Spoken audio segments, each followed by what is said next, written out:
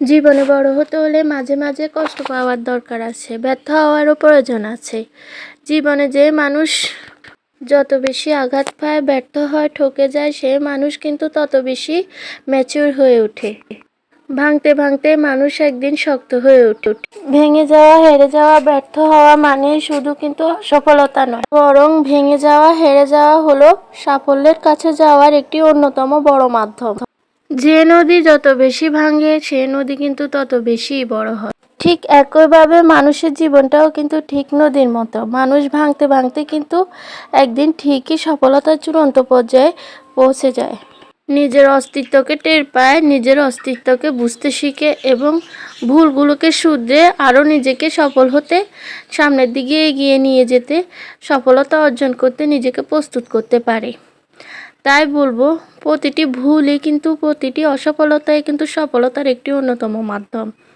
সফলতার মধ্য দিয়ে মানুষ কিন্তু নিজের গভীরতাকে মাপতে পারে, মানুষ বুঝতে শিখে এবং অনুভব করতে পারে জীবনে না পাওয়ার চাইতে কষ্ট পাওয়াটা কিন্তু অনেক সাফল্যের, অনেক মধুর। এই কষ্ট পাওয়াটার মধ্য দিয়ে মানুষ কিন্তু সফল হতে পারে, তা সে অনুভব করতে পারে। তাই বলবো, জীবনে যদি কখনো ব্যর্থ হন, যদি কখনো কিছু না পাওয়ার যন্ত্রণা ভোগ করেন, হতাশ হবেন না। দেখবেন একদিন না একদিন এই ব্যর্থটাই কিন্তু আপনার সফলতার মাধ্যম হয়ে দাঁড়াবে। এই ব্যর্থতার মধ্য দিয়ে কিন্তু আপনি জীবনে উঠে দাঁড়াতে সাহায্য করতে পারবেন, জীবনের গভীরতাগুলোকে অনুভব করতে পারবেন, জীবনকে আরও ভালোভাবে সাজিয়ে তুলতে পারবেন। আমরা কিন্তু অনেকেই আছি, ব্যর্থ হলে মনে করি যে আমাদের জীবন এখানেই শেষ, এখানেই থেমে যাবে। আসলে কিন্তু তা নয়, ব্যর্থ জীবন থেকেই কিন্তু সফলতা শুরু হয়, সফলতা শুরু হয় কিন্তু ব্যর্থতা থেকে। তাই বলবো, ব্যর্থ হবেন না, হতাশ হবেন না, কখনো অধৈর্য হবেন না, ধৈর্য ধরুন।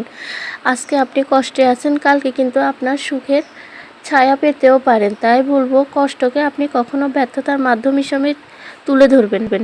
কষ্ট পেতে পেতে একদিন সফলতার চাবিকাঠি আপনার কাছে চলে আসবে, তখন মনে হবে যে আপনার এই কষ্টই কিন্তু আপনার সফলতার অন্যতম মাধ্যম। এই কষ্টের কারণেই কিন্তু তখন আপনি নিজেকে অনেক বড় মনে করবেন। তাই বলবো, জীবনে যে কোনো পরিস্থিতিতে, যে কোনো কষ্টে, যে কোনো বড় বিপদে নিজেকে শান্ত রাখুন, ধৈর্য ধরুন, স্থির হন, মনস্থির করুন। এভাবে যদি আপনি কন্টিনিউ করতে পারেন, দেখবেন একসময় না একসময় আপনার কাছে সফলতা এসে ধরা দিবেই। আপনি সফলতার মুখ দেখবেন। মানে যাই ঘটে যাক না কেন, যেটাই আপনার সাথে ঘটে যাক, যেটাই হোক, যত বড় বিপদে হোক, নিজেকে ধৈর্য ধরার চেষ্টা করবেন।